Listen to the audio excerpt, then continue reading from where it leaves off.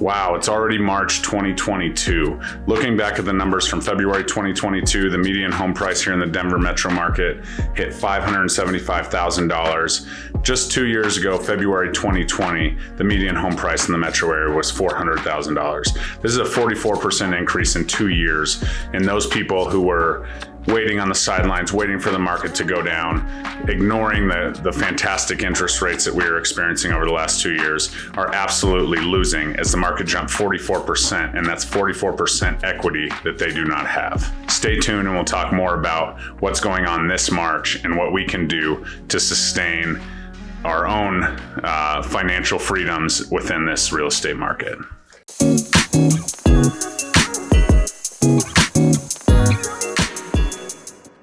What's up, everybody? Jeremy Kane with eXp Realty. So glad you're here on the channel. Please smash that subscribe button if you have not already. Give me a comment, a like. This topic and the market updates are much more fun when there's some engagement back and forth and we can talk about it.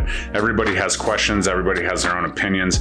Would love to help you stay in the know, as is ultimately my goal to help everyone that I can build financial freedom using real estate as a wealth tool. All right, let's dive in. As you know, the market is very seller heavy. Things are going over asking. Competition is at its all-time high. And we're seeing a similar trend to what we saw in February of 2021.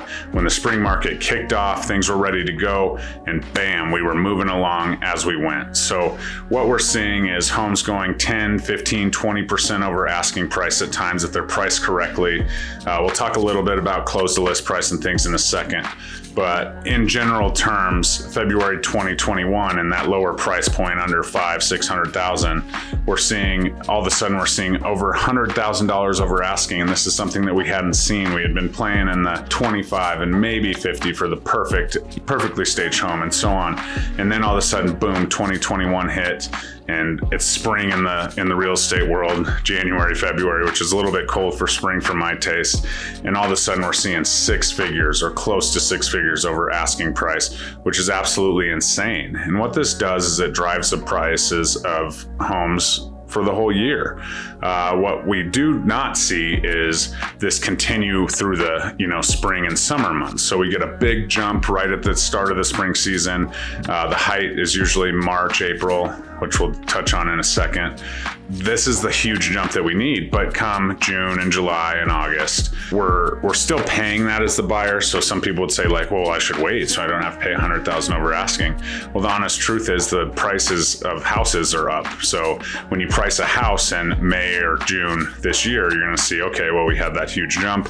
We're now at 600,000 or whatever that number may be.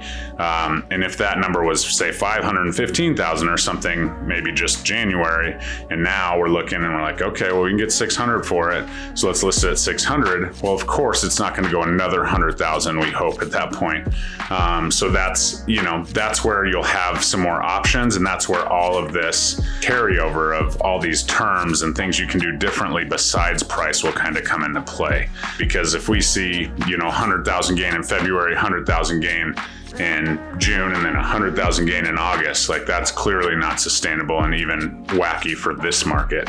So just something to think about. It's a very similar trajectory of prices, and prices are continuing to go up. It's just over asking is at an all-time high right now, and then we'll kind of stable off as we get towards those summer months and a little bit less people in the market because there's things going on and things of that nature. Speaking of pricing your home, it's kind of a crazy phenomenon, but believe it or not, there are actually homes that don't go under contract on the first weekend. We're still looking for those here, but we'll find them. But it's very interesting when pricing a home, either as a seller or if you're using another agent. Heaven forbid you're doing that. Take this information for what it is.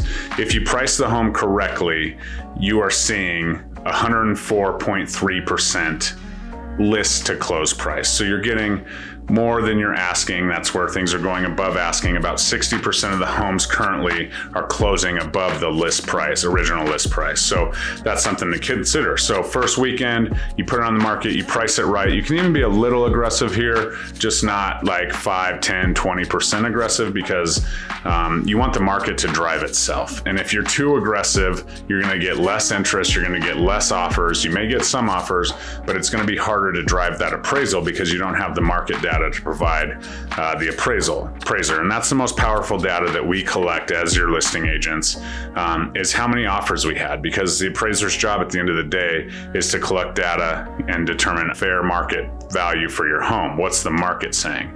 Well, if I provide a spreadsheet of offers and say these are the offers we received, that's a pretty good indication of the market. And they'll take it, they'll do what they do, and they have to have their calculations and it has to work out. But just something to consider when pricing your home and deciding where to start pricing your home. So opening weekend, you go under contract in 4 or 5 days, list on a Wednesday or Thursday, go under contract on a Monday or Tuesday, and we're off and running.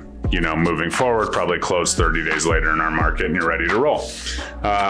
Those houses that are not priced correctly and maybe aren't getting or going under contract opening weekend are only seeing a 99.9 list to close price. So we got people coming in the second weekend, and they're less likely to bid the price up and get you more for your home. So very important to price your home correctly, because as you see, that's almost a 5% difference from 99.9 to 104.3. It's almost 5%. So that's a 5% difference. And if we're talking in, higher numbers as our prices are, 5% is a lot of money.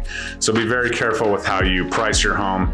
It's almost like if you price it at 99% of what you think it's worth, it'll get to the 105%. So that's just what we're seeing in the market as far as that goes, list price, and just a little insight on what's going on and how you escalate that list price for sure. All right, and as we know, a lot of stuff is going on in the world. As you see, interest rates are a common thing. We talk about the Fed rate, which actually has no direct effect on the long-term interest rate that we talk about in real estate.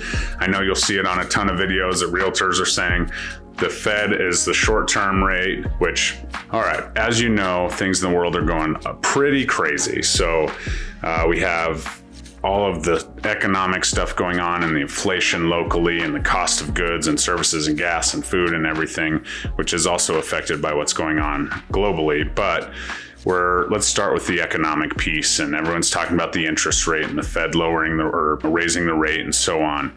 And first things first, just understand that the Federal Reserve interest rate is based on the short term, and it does not directly affect the long-term interest rate that you are hearing about when you talk to lenders on 30-year notes and things of that nature. So when the Fed is supposed to raise the interest rate 3 times over the next, couple months, that is not saying that have direct correlation to your mortgage interest rate.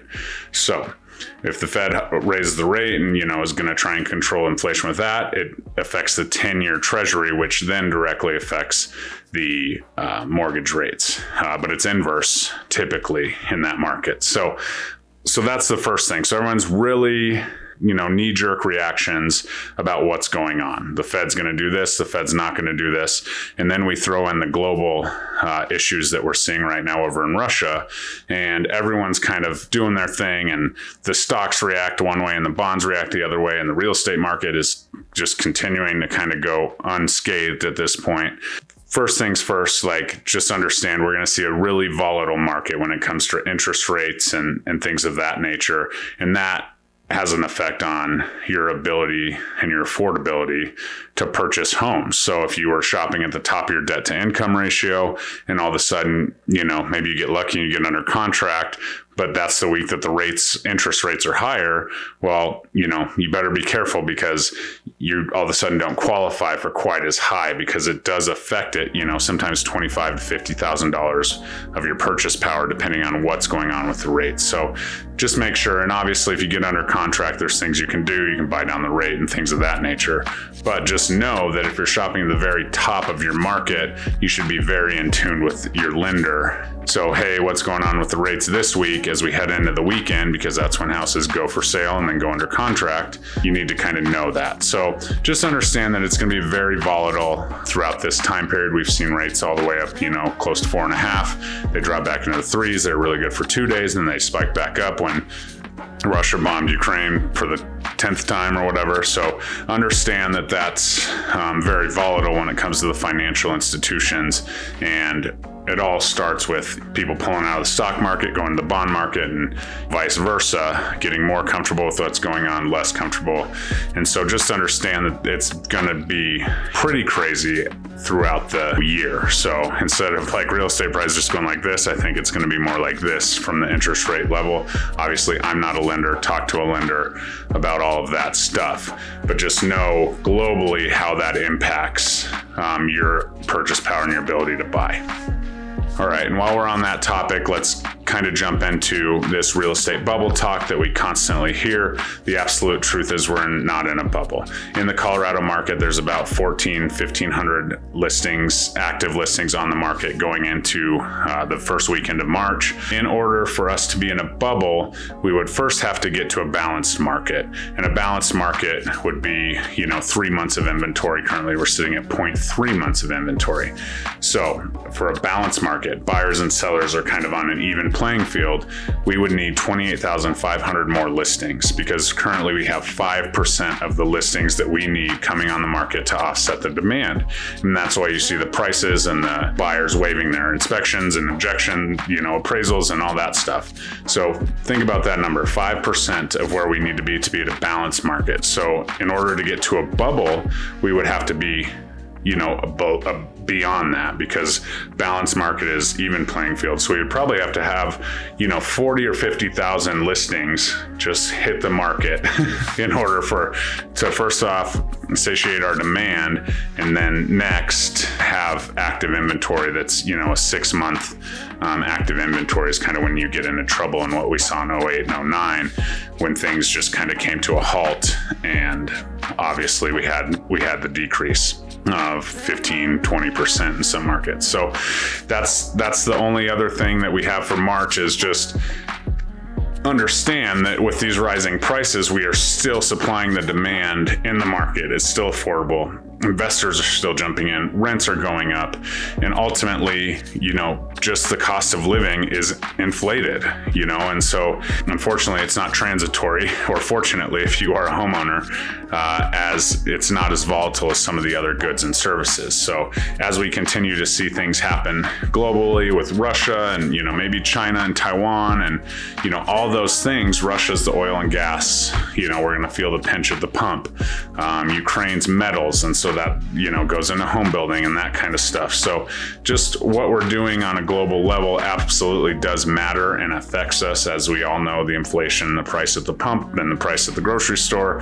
price at Home Depot for lumber, and all that stuff is directly affected. The housing market continues to go on as we go, but the only way that we're going to reach these inventory levels is if we create inventory and have new builds, and new builds are vastly affected by the costs of lumber and the cost of materials and, the inflated wages and things of that nature. So they're kind of holding off and not mass building. They're just building what they can, because it's a huge risk for them to say, okay, we're going to build 40 homes, because then it takes them longer to build those 40 homes, but they don't know what the goods and the services are going to cost to build those homes, 12 months down the road, because of all the crazy stuff going on. So that's kind of how it fully impacts. I think March, we will continue to see the market increase. I've had several clients out there looking, putting in multiple offers.